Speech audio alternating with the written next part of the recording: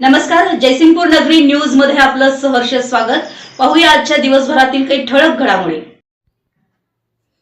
अपहरण करून दानोळीतील व्यावसायिकाचा खून, भरतेशचा कारण नसताना बळी, 25 लाखाची मागणी, दोघांना अटक।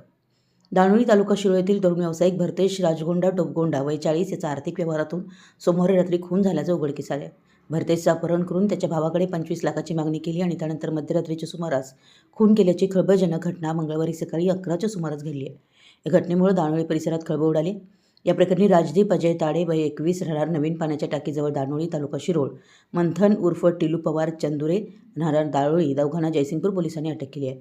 शिवाय अन्य एकाच चौकशीसाठी ताब्यात घेतली असल्याची माहिती अपर पोलीस अधीक्षक अण्णासाहेब जाधव यांनी प्रसारमाध्यमांना दिली आहे। दरम्यान घटनेचं गांभीर्य ओळखून जिल्हा पोलीस प्रमुख योगेश कुमार गुप्ता यांनी घटनास्थळी तातडीने धाव घेऊन माहिती घेतली आहे। तसेच दानोळी येथील नागरिकांनी मोठ्या संख्येने जयसिंगपूर पोलीस स्टेशनसमोर जमत जिल्हा पोलीस प्रमुख योगेश कुमार गुप्ता यांना निवेदन दिले आहे।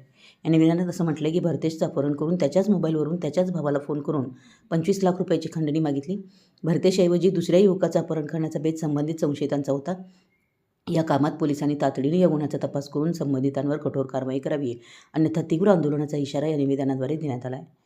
हे याबाबत घटनास्थळ व पोलीस ठाण्यातून मिळालेली माहिती अशी की सोमवारी रात्री 9 वाजता तरुण व्यावसायिक भरतेश राजगोंडा टोपगोंडा यांना अडवून अन्य साधन व लाथांबुक्यांनी मारहाण करत अपहरण केलं। तसेच भरतेशच्या मोबाईलवरूनच चुलत भावाला फोन करून आर्थिक व्यवहारातील 25 लाख रुपये घेऊन येण्यास सांगितलं। त्यानंतर मोबाईल बंद झाला होता। दरम्यान ग्रामस्थांनी रात्री 11 वाजता जयसिंगपूर पोलीस ठाणे गाठत घटनेची माहिती दिली। ग्रामस्थांनी शोधाशोध करण्यास सुरुवात केली असता पहाटे 6 वाजता शेरीमळा रस्त्यावर उसामध्ये भरतेशची गाडी आणि चप्पल आढळून आलं, तर दुसऱ्या व्यक्तीचा एक मफलर आणि बूट आढळून आला होता। त्यानंतर मंगळवारी दुपारी 12 वाजता भरतेशचा मृतदेह उसाच्या शेतात आढळून आला। घटनास्थळी पोलीस उपाधीक्षक अमोल ठाकूर व आमदार राजेंद्र पाटील यड्रावकर यांनी धाव घेऊन माहिती घेतली। त्यानंतर जयसिंगपूर पोलिसांनी घटनेचा पंचनामा केला। या घटनेचा तपास करत पोलिसांनी दोघा संशयितांना अटक केली असून अन्य एकास चौकशीसाठी ताब्यात घेतलं असल्याचं समजतंय।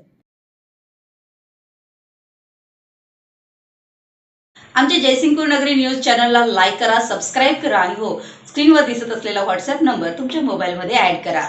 पाहत रहा जयसिंगपूर नगरी न्यूज चॅनल।